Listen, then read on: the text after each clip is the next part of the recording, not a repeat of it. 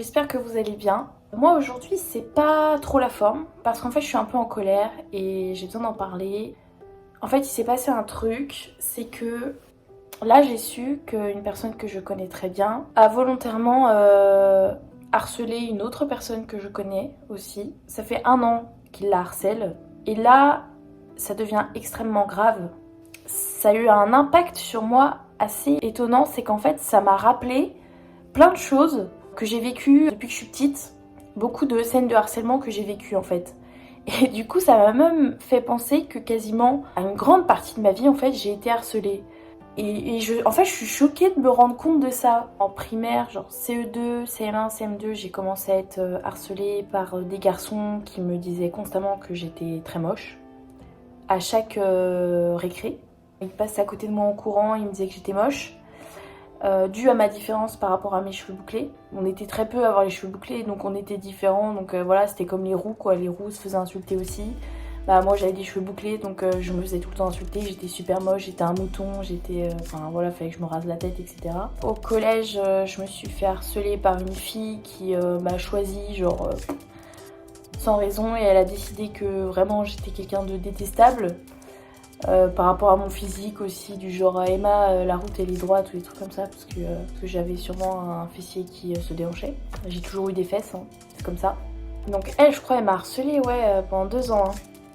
Mais ça allait, je répondais pas et voilà. Mais j'avais toujours aussi des petites réflexions de gars. Bah Emma, pourquoi tu te lisses pas les cheveux? Ou c'est quand que tu te lisses les cheveux? Enfin des trucs comme ça. Et du coup en fait, ouais, au collège je me lissais beaucoup les cheveux. Vraiment beaucoup, souvent. Et là je me sentais un peu mieux dans ma peau. Et ensuite j'ai commencé à plaire aux garçons. Donc là ça allait un peu mieux. Je me sentais un peu mieux dans ma peau. Mais je sais qu'autrement pendant des années j'ai beaucoup pleuré. Je pleurais tous les soirs quoi. Je me rappelle d'un souvenir dire à ma mère, mais maman, on m'a encore dit que j'étais moche aujourd'hui. Elle me disait, mais non Emma, t'es belle. Et moi je me disais dans ma tête, mais en même temps t'es ma mère. Enfin, c'était un peu dur. Et du coup, ouais, fin de collège, je crois que j'ai commencé à plaire aux garçons, donc ça allait un peu mieux. Mais je me lissais toujours dans les cheveux. Ou alors ils étaient attachés. Je laissais jamais mes cheveux détachés. Jamais, jamais, jamais. Je devais être en 3e. Mon père m'avait dit, j'aime bien quand tu laisses tes cheveux détachés, bouclés. Et après, je suis partie en école de coiffure, au lycée. Alors au début, je me suis fait une coloration rouge, donc là je lissais encore mes cheveux. J'avais encore du mal à les accepter. Et puis un matin je me suis levée et je me suis dit j'arrête de me lisser les cheveux, ça suffit. J'ai commencé à apprendre à comment vraiment utiliser les produits pour cheveux bouclés, s'occuper de mes cheveux, etc. Et là j'ai vraiment commencé à apprécier mes cheveux, tout en me les lissant de temps en temps, mais pour changer quoi. Mais là aussi j'ai été harcelée. Au lycée aussi j'ai été harcelée par un groupe de filles. Je crois que j'avais été fautive en partie parce que je crois que j'avais donné mon avis sur la couleur d'une fille. Elle avait les cheveux blonds et roses et j'avais dit que j'aimais pas, un truc comme ça. Et de toute façon les gonzesses, enfin une école de coiffure, voilà, ça s'était su. Et du coup, bah en fait là, bah clairement, c'était mort toute l'année, j'en avais chié. Donc en fait, ouais, pendant quelques années, j'ai été insultée à l'école quoi. Donc CAP coiffure du coup... harcelée par un groupe de filles. Et en BP coiffure, là j'étais en alternance dans une entreprise. Et j'ai été harcelée par ma patronne pendant 1 an et demi. Donc là c'était sympa aussi. Harceler au travail, c'est cool. Ouais, c'était chaud, c'était un peu chaud. Mais ça peut-être que je vous le raconterai en détail dans une autre vidéo. BT c'était tranquille, c'était cool. Licence, j'ai été harcelée aussi par mon patron. Et j'ai été aussi harcelée par l'un de mes copains.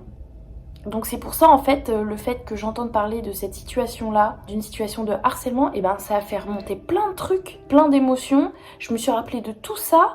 J'ai tous les visages des personnes qui m'ont harcelée dans ma tête, de comment j'ai eu du mal à m'aimer, à aimer mes cheveux, à m'accepter. Déjà, en tant que personne, de s'accepter, c'est compliqué. Mais en plus, quand on te dit tout le temps que tes cheveux c'est pas beau, que t'es pas belle, surtout qu'en primaire, c'est là où tu te construis, tu te forges un caractère, etc. Et quand on te dit tout le temps que t'es moche, c'est chaud.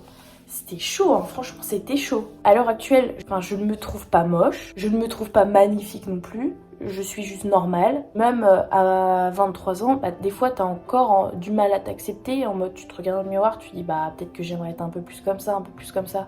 Mais en soi, ça sert à rien. L'autre fois, j'ai eu cette discussion-là avec un collègue de travail à moi avec qui je m'entends très bien. Il me dit, Emma, si tu devais te refaire un truc, tu referais quoi?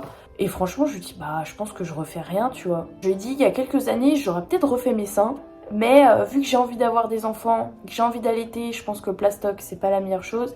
Et je lui dis, et encore les petits seins, mais qu'est-ce que c'est cool. Il m'a dit, ah ouais, Emma, refais surtout pas tes seins.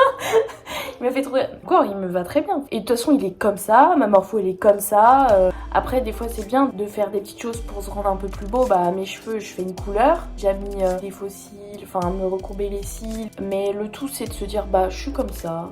Et je m'accepte. Je serai jamais une bombe atomique, je serai jamais magnifique et c'est pas grave. Et je suis sûre que quand on est bien dans sa peau, on reflète quelque chose de tellement positif que du coup on a l'air plus beau. Que si on n'est pas bien dans sa peau, bah tout de suite on se recroqueville un peu sur nous-mêmes. Bah quand j'étais au collège j'avais une mèche, enfin tu te caches un peu derrière tes cheveux. Que si tu rayonnes, et ben tout de suite t'as l'air beaucoup plus belle. Le harcèlement c'est très compliqué à vivre et ça je pense à n'importe quel âge, que ce soit à l'école ou au travail ou dans un couple ou quoi que ce soit. La première fois où j'étais harcelée au travail, il a fallu rompre le contrat parce que sinon j'allais faire une dépression. C'est mon école qui m'a conseillé, c'était même pas mon idée à moi, mais c'est mon école qui me voyait plonger en fait et qui m'a dit Emma il faut que tu rompes le contrat parce qu'on va te perdre. Et c'est une fois que je suis sortie de cette situation là, que j'ai pris le temps de prendre du recul, ça m'a bien pris 1 mois ou 2 mois, que là je me suis dit ah putain mais en fait j'ai été harcelée au travail.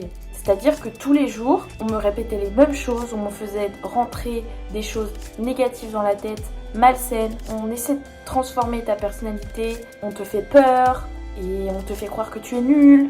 Tous les jours, en fait on te rentre des informations dans le cerveau très subtilement. Donc c'est pour ça que je m'en rendais pas compte. Le harcèlement, tu ne l'oublies jamais. T'oublies jamais ce qu'on t'a dit, c'est pas possible. Mais par contre, tu peux tout à fait t'en relever. L'expérience de harcèlement que j'entends actuellement entre 2 personnes que je connais, je pense qu'il faut se défendre, que la justice elle est là pour ça en fait. Le harcèlement aujourd'hui c'est répandu et c'est pris en compte par la justice. Soit on se démerde, soit c'est la justice qui peut aider, mais si on peut, il faut le faire je pense. Surtout quand ça commence à être du harcèlement sur les réseaux sociaux ou devant de nombreuses personnes et que ça endoctrine d'autres personnes. Quand ça prend beaucoup d'ampleur en fait, il faut vraiment stopper les choses. Faut pas s'enfermer, faut en parler. Prenez toujours le positif. Nourrissez-vous de positif, entourez-vous de personnes positives qui vous apportent du bien.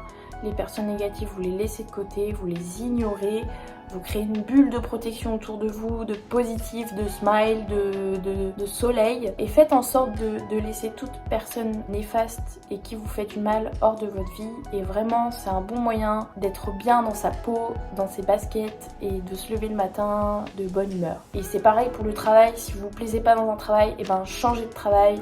Si vous ne plaisez pas dans votre couple, et ben changez de couple. Vaut mieux être seul que mal accompagné. Et si vous n'êtes pas bien dans un groupe d'amis, si vous sentez que votre groupe d'amis ne vous fait plus du bien, et ben partez. Entourez-vous un maximum de gens positifs qui vous apportent plein d'amour et soyez votre propre soleil en fait. Il faut savoir se rendre heureux aussi soi-même. Il faut trouver des sources de bonheur profondément en nous. Posez-vous les questions en fait. Aujourd'hui, avec quoi je vais être heureux? Qu'est-ce qui va me rendre heureux? Et je râle parfois et ça fait du bien de râler des fois. Il faut que ça prenne 10 à 20% de place dans votre vie de râler, mais il faut pas que ça dure trop longtemps parce que c'est pas ça qui vous rend heureux. En tout cas, ayez toujours la pensée positive et donnez du positif aux autres et acceptez le positif des autres. Ça fait vraiment du bien.